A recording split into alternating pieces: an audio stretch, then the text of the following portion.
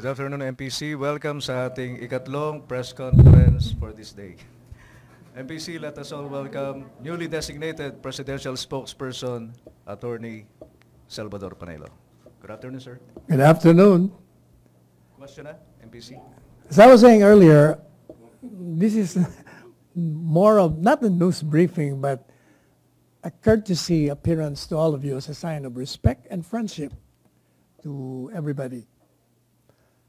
I was designated presidential spokesperson by the President pursuant to an October 11 memorandum address to me, signed by Executive Secretary Salvador Medialdea. It says, in compliance with the instructions of the President and to ensure the continuous and effective delivery of public service, you are hereby designated presidential spokesperson effective immediately for information and guidance. Signed, Salvador C. Medialdea. So I will be acting presidential spokesperson. I'm acting now as presidential. I'm a presidential spokesperson concurrently as chief presidential legal counsel. But let me tell you that the executive order creating this office of, if I'm not mistaken, President Corazon Aquino, this office is a dual function, serving as presidential spokesperson and at the same time, chief presidential legal counsel.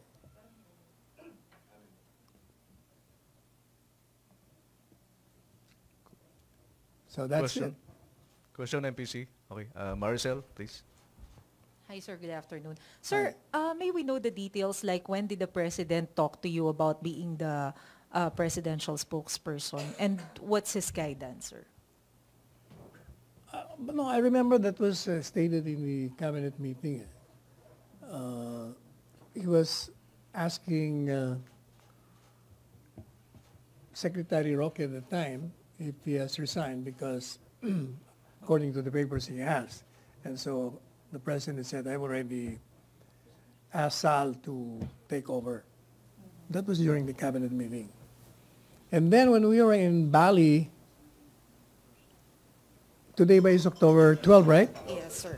So yesterday, was it? Yeah. Oh no, the night before even. Because yesterday was 11, right?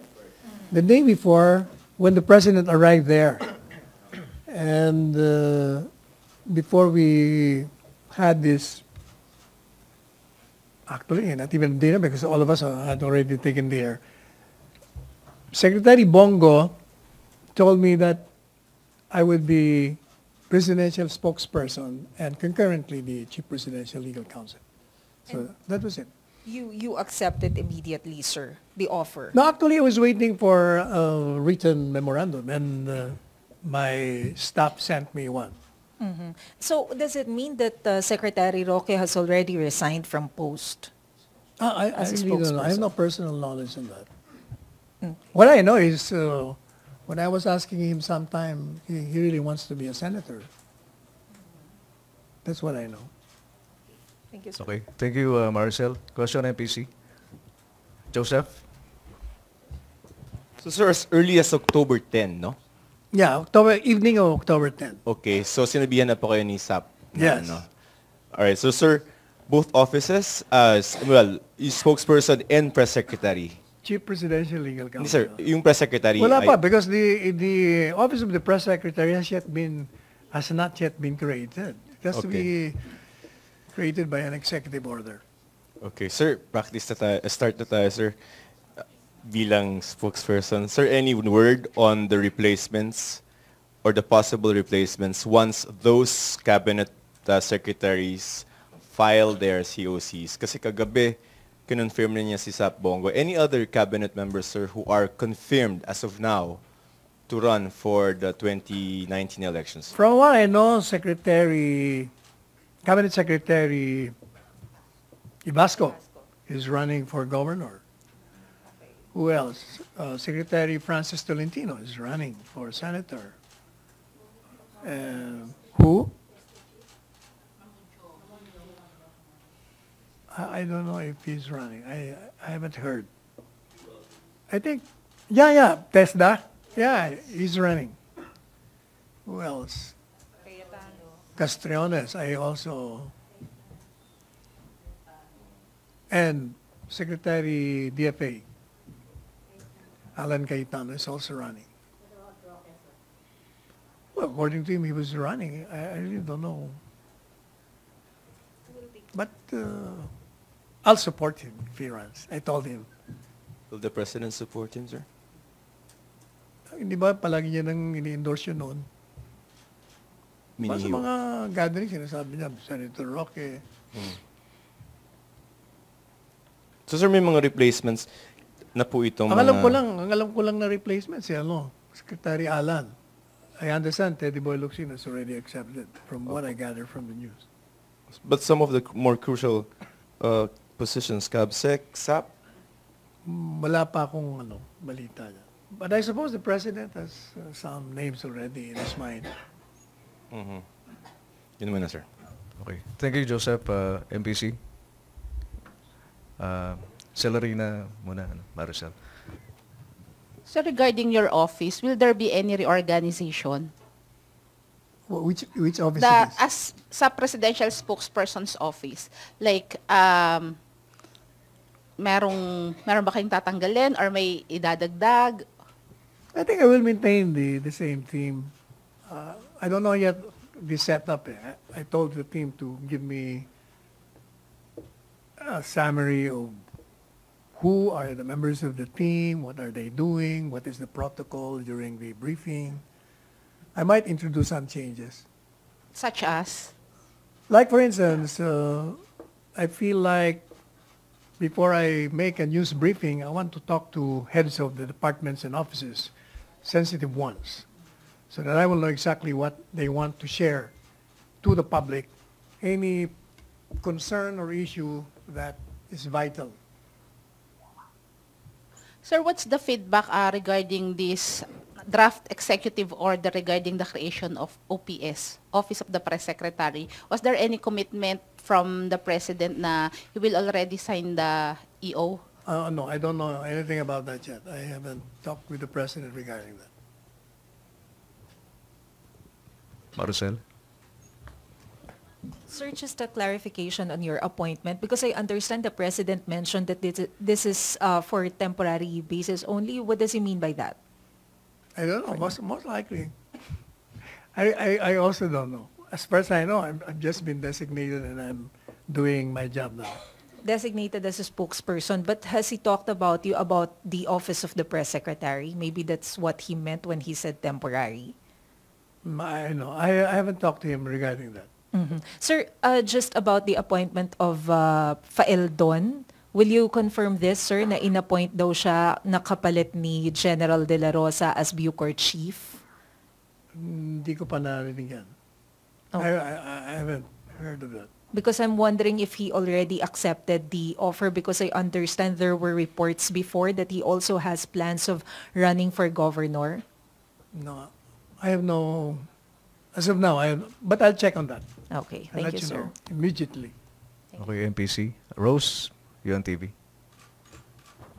Sir, alam niyo po kung what happens now to Secretary Roque? Kasi sinabi niya sa amin na on Monday, he will release statements about this recent developments. So, as the presidential spokesperson now, ano na po ang status ngayon ni Secretary Roque? Actually, hindi ko alam. But ang alam ko, he texted me. He asked me if he can meet you on Monday, siguro to say his goodbyes and thanks.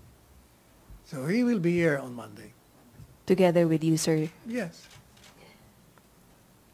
Follow-up, Rose. Considered resignation po ba yung ganun status, sir?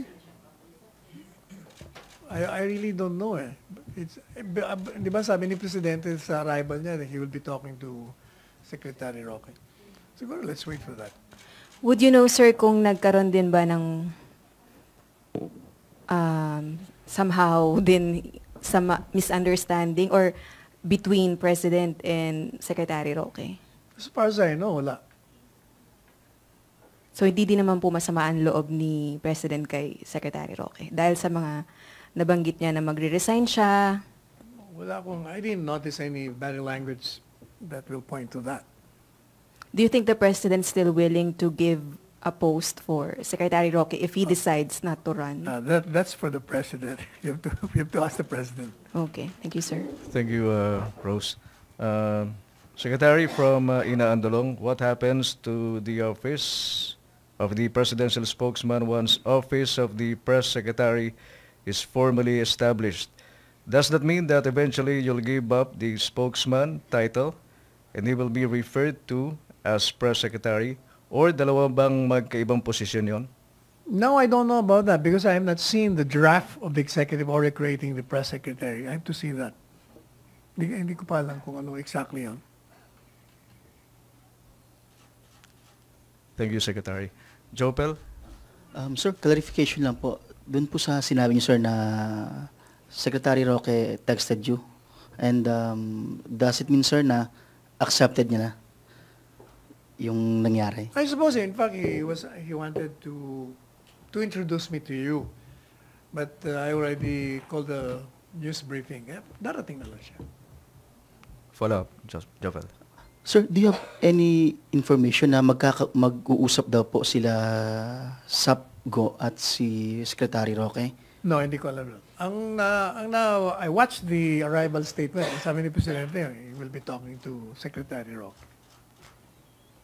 Thank you, sir. Thank you. MPC, question? Joseph? Sir, comment lang. Yung Human Rights Council, I think, is opposing the membership of the Philippines and some other country to the Human Rights Council. Any comment on that, sir? Kami Yung pong Human Rights Watch pala, HRW, is opposing the membership of the Philippines to this. Opposing? Yes, sir. The? Our membership, the Philippines membership to the Human Rights Council, I think, because of our alleged records on extrajudicial killings. Your comment, sir? Who's opposing? It's a group, sir, Human Rights Watch. Well, but that's for the Human Rights Council, whatever that is, to decide whether it will be accepted or not. Mm-hmm. You don't agree with the premise, sir, that we are facing a human rights crisis? We are facing a what? Human rights crisis, sir. I do not think so. You know, they've always raised that human rights violations against this administration. Mm-hmm. But as repeatedly said by the President, he will not allow any human rights violations in this country. Being a lawyer and being a stickler of the rule of law, he will not tolerate any abuses committed by public officials. And I always remember what he said during the first honest speech. He said, I'm declaring war against illegal drugs. But those who will abuse their authority will have hell to pay. That to me means that he will never tolerate any abuses committed by any official involved in the war of drugs. And in fact, we have already charged policemen who have been recommended to be charged in relation to a police raid or whatever. Follow up, Joseph? If there are others, wait. Okay. Balik muna tayo kay Jopel. Jopel, please. Sir, any reaction lang doon po sa lumabas kahapon na balita na si UN Secretary General Gutierrez, mismong siya, sir, nagbigay ng statement na the illegal drugs is not a problem by one country at ito'y problema ng buong mundo ng bawat isa. I agree. Because the illegal drugs is a global problem. That is precisely why conferences are being undertaken by various countries precisely to cooperate in stopping the illegal drug activities all over the world. I agree. So, what do you think is the implication of this statement by mismong UN Secretary General, sir, na dating bumabatikos? That means the Secretary General recognizes that problem. Okay na, Jopel? Eileen? Okay. Sir, may nagpapatanong lang, Secretary. Pakitanong naman po, payag ba kayong magpaula ng tig 1 million pesos ang PCSO mula sa mahigit 1 billion na... Ano yun? What's that? Ano? Ulitin ko, sir. Ah. Ano ba? Loto, sir. Sir, may nagpapatanong lang. Ah. Test Nagtumaya questions ba kayo? lang to. Ako, gusto ko na yata gusto ko na yata tumaya. Ah, sige, sir. Ah. Sir, ito po yung Aileen, tanong. Aileen. Since 1.2 billion na po yung ultra loto na hindi pa napapanulunan, may nagpapatanong kung payag daw ba ang gobyerno na ipamigay na lang sa mga Pilipino yung 1.2 billion pesos considering na 100 million ang Pilipino, kung tig 1 million, payag daw ba po bang palasyo? Ay, hindi natin alam. Depende. Pero alam mo, ako, if you will ask me, meron tayong protocol dyan. Baka pag sinira naman yung protocol, masira naman yung buong policy ng the very essence of Lotto. Baka naman masira. MPC? Pero kung, ang tanong ko sa iyo, kung nanalo ka ba, are you willing to part with your billion? All of it? To Oo. 500 million sa iyo. Okay. Thank you, sir. Balik tayo kay Joseph. Joseph? Sir, with regard to the President's health, because that's what I think... It's Factor- bugging you. Huh? It's bugging you. Not bugging me, but with regard to Secretary Roque, because meron doon nagkaroon ng, you know, do you think, how much should the public know about the President's health? Well, as the Secretary Roque says, the Constitution requires the President to inform the public when there is a serious illness afflicting him. And as President Duterte said in one of his statements, not everything he has to tell to his spokesperson. There are certain private matters that need not be told. And I agree on both, to both of them. Sir, why But sir, what on I'm the second what thing? I'm very certain is the results of the second procedure undertaken by him showed negative. And given his demeanor the last few days, he's very strong.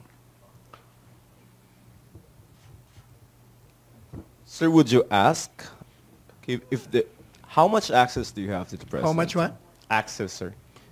Access? Yeah. Well, I can always talk with the President.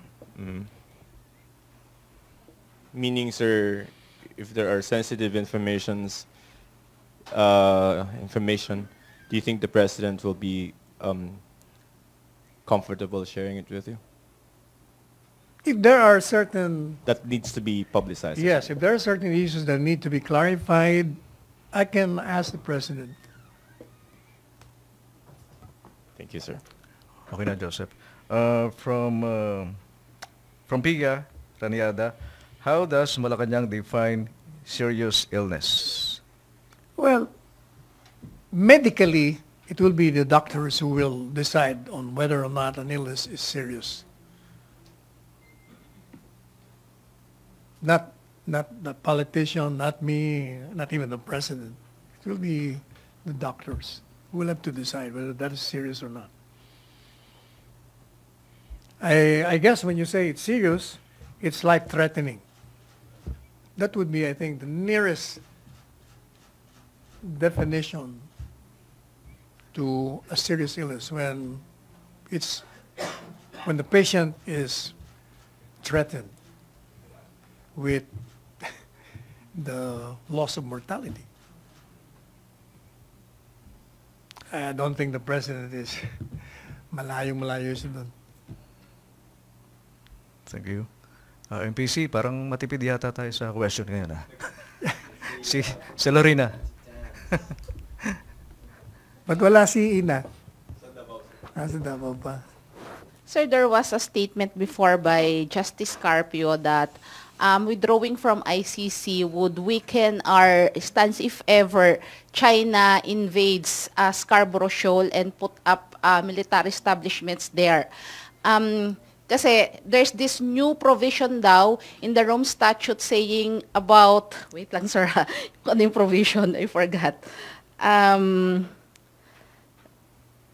Wait, hindi ko makita. There's a new provision saying that aggression, yung regarding the amendment on aggression by another country. So, if we're going to withdraw from ICC, which we already gave notice to, that will weaken our stance daw. So, any comment on that? May basis ba? Frankly, I have not seen the relation between withdrawing from the ICC and that particular Chinese issue. Wala akong makitang connection eh. And moreover, actually, misnomer yung withdrawal eh. Hindi naman tayo nag-withdraw actually. The notice was more of informing them that, excuse me, we're not part of you because you never assumed jurisdiction over us. Yeah, kasi kung walang jurisdiction, what are we talking about? So even if with this new provision sa ICC on crimes of aggression, you don't care. Parang Wala yun. But you know, let me reiterate what I said much earlier when this issue came about. The very reason why the Rome Statute was created, creating the ICC, was in order that there would be a vehicle by which we can prosecute what the country or each country perceived to be tyrants or violators of heinous crimes. But if that is the rationale, then we do not need the International Criminal Court. Why? First, as the Rome Statute says, it will only come in if the state is unwilling or unable. But we are not only willing, we are able. What's the proof? We jailed the former President Arab. People, rightly or wrongly, perceive him to be a bad leader. We also detained the former President Gloria Arroyo, but she was finally acquitted. In other words, our courts were functioning as they are functioning now. It's a robust judicial system. And more importantly, if you remember the 86 revolution, the people rose in revolt against a perceived tyrant, the late President Marcos. In other words, we don't even need an ICC because we have demonstrated to the world that we can do without. So sir, for the sake of argument, if ever nga it's okay if it's true na ab initio yung sa pag-join natin sa ICC if ever. Yeah. So, will there be any plan from the Duterte administration to apply or to ratify right now, rightfully ratifying and then with the publication of this ICC, with the Rome Statute? Is there any plan? None that I know of. As I said, we don't even need it. So why do you have to get into it if you don't need it? Even if yung other Moreover, benefits? you must remember that most of the powerful countries are not even members of that. But we're not that powerful. Huh? We're not that powerful. Even less powerful countries are not even members. Thank you, Celerina. We will take two more questions. Okay. Tuesday New.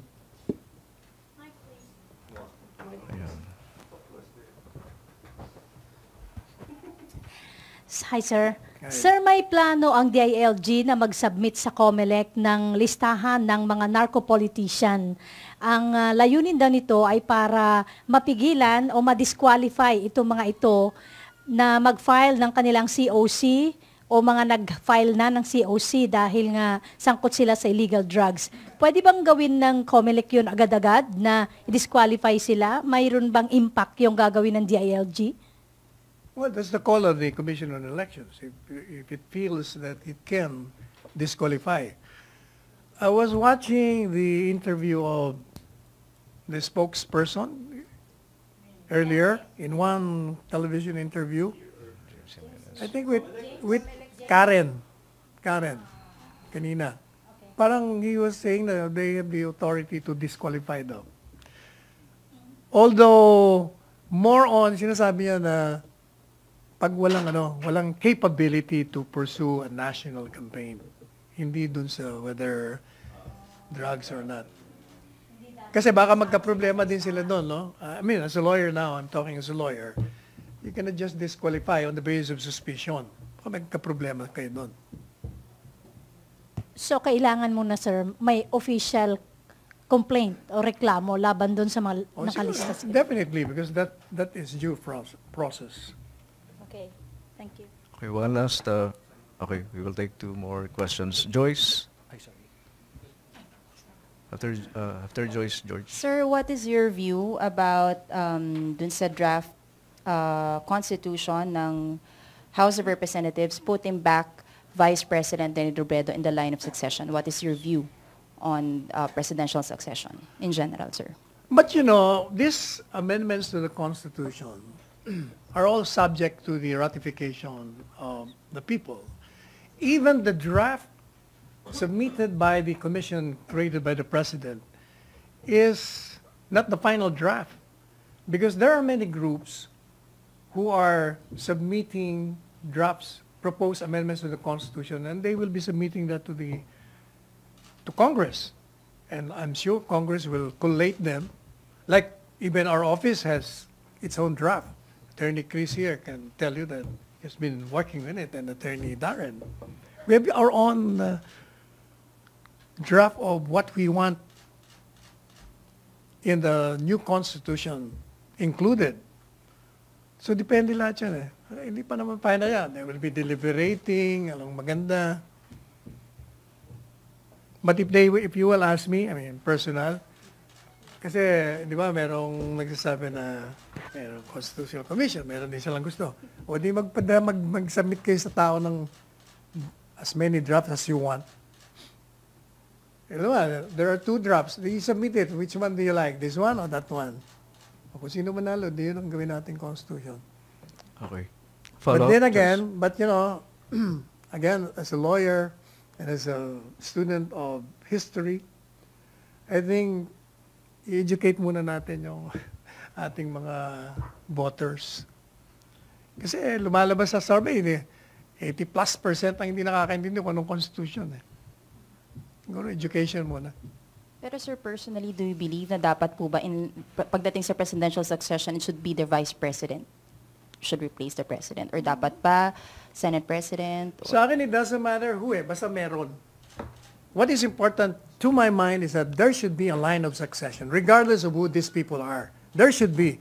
Kasi magkakaroon ng vacuum problema. So it doesn't matter to me whether sino ilagay mo dyan. Basta dapat meron. Okay. Thank you, Secretary.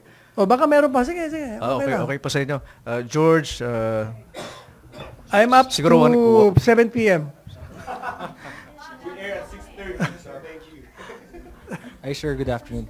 Sir, follow up ko lang yung issue on the narco list, because the ILG was saying earlier that they may consider releasing the narco list to the public again, like what they did during the last barangay elections.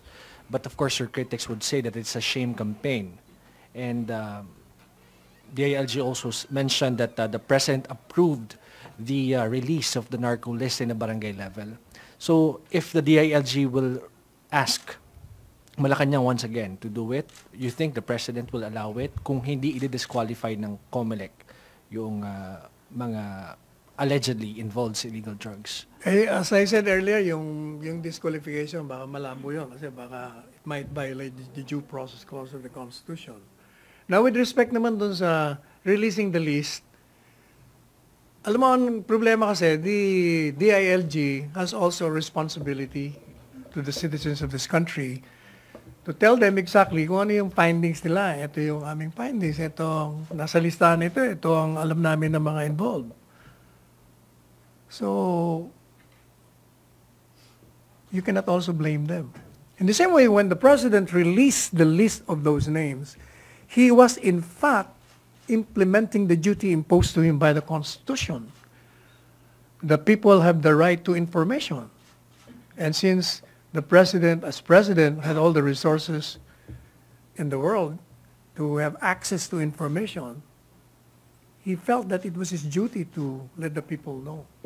But sir, yung question is yung validity ng information na nire-release sa public, because while you already have the intelligence information, our authorities are still validating and still doing case build-up against these people.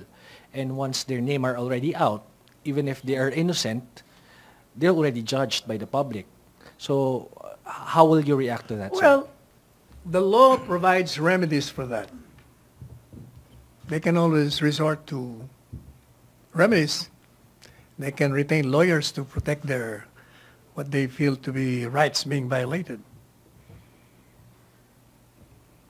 So you're encouraging, sir, to sue the government just in case that they do it? Not, what I'm saying is, we are run by law, by the rule of law. Regardless of who are involved, we have to bow to the majesty of the law. This is what I'm saying. Thank you, George. One last question kay Joseph, tsaka kay Hindi na, okay na. Wave na si Joseph. Jofel, pagkatapos on my... Sir, on my... Okay, go ahead, Jofel. Sir, I'll just go back dun po sa issue dun sa statement ni UN Secretary General Gutierrez. Yeah. Sir, ito bang statement ni Secretary General ng UN is a proof na yung war on drugs ng gobyerno is nasa right track? Well, you can view it that way, because by saying that this is a global problem, that means she recognizes the fact that illegal drugs is worldwide. That it is a very dangerous problem that requires the cooperation of all countries in order to save generations, just like what the president is doing. Okay, satisfied na, Jofel? Okay na. Follow-up lang. Joseph. Okay, one last. I think, sir, there's no quarrel, no, that the drug problem is huge and it's global. But I think the issue there is method. Would you defend the method of the Philippines as far as our attempt to curb the problem?